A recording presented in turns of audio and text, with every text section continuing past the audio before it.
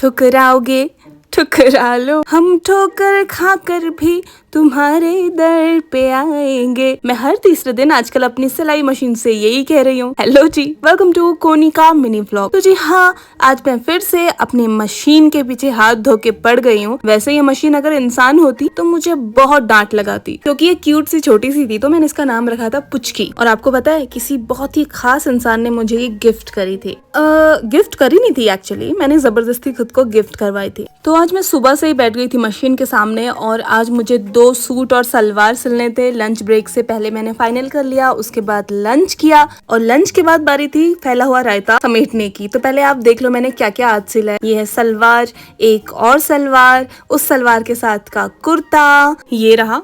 अभी सिल के रखा है तो इसलिए इसको सुल्टा करना बाकी है, और इसकी फिनिशिंग होगी तुरपन करके साइड में, क्योंकि आज मैं सारे काम छोड़ के बस यही सिलने में लगी थी। तो आज मुझे फुल्ली टेलर वाला फील आ रहा है। अच्छा, ये वाला कुर्ता भी सिला है मैंने, ये रेड जो सलवार थी उसके साथ का। अब इनकी फिनिशिंग लगेगी, उससे पहले मुझे करनी है सफाई भाई, क्योंकि सब कुछ बहुत फैला हुआ है। ये क्लीन नहीं करूंगी तो मम्मी मुझे ही क्लीन कर देगी। वैसे 3-4 साल पहले मेरी बहन मेरे सारे कपड़े सिलती थी। उसकी शादी हुई तो मुझे टेंशन हो गई कि भाई मैं टेलर्स के पास जाके नहीं सिलवा सकती, क्योंकि मेरे 1000 टेंट्रम्स होते हैं कपड़ों को लेके। तो इसीलिए मैंने सिलाई खुद के लिए सीखी। बट अब होते होते यूं हो गया कि कई बार मेरे अड़ोसी पड़ोसी या गांव के कुछ लोग बोलते हैं कि भाई हमारे कपड़े सिल दो, और मैं ना नहीं कर पाती, पर इसके लिए अलग से टाइम निकालना होता है। खैर, उसके बाद थोड़ा सा मैं वॉक करके आई, क्योंकि सुबह से बैठी थी। उसके बाद मिट्ठू जी से वीडियो कॉल पे बात की। बाय द वे, मिट्ठू जी का पहला दांत टूटा है, तो बड़ी खुश है। भाई, दांत टूटने में कौन खुश होता है यार, ये भी मेरी तरह झल्ली है दोस्तों। खैर, नेक्स्ट डे बारी थी जो सूट मैंने सिले थे कल, उनकी फिनिशिंग करने की। एक्चुअली जिनका ये सूट है उनका कॉल आया था कि क्या मेरा सूट सिल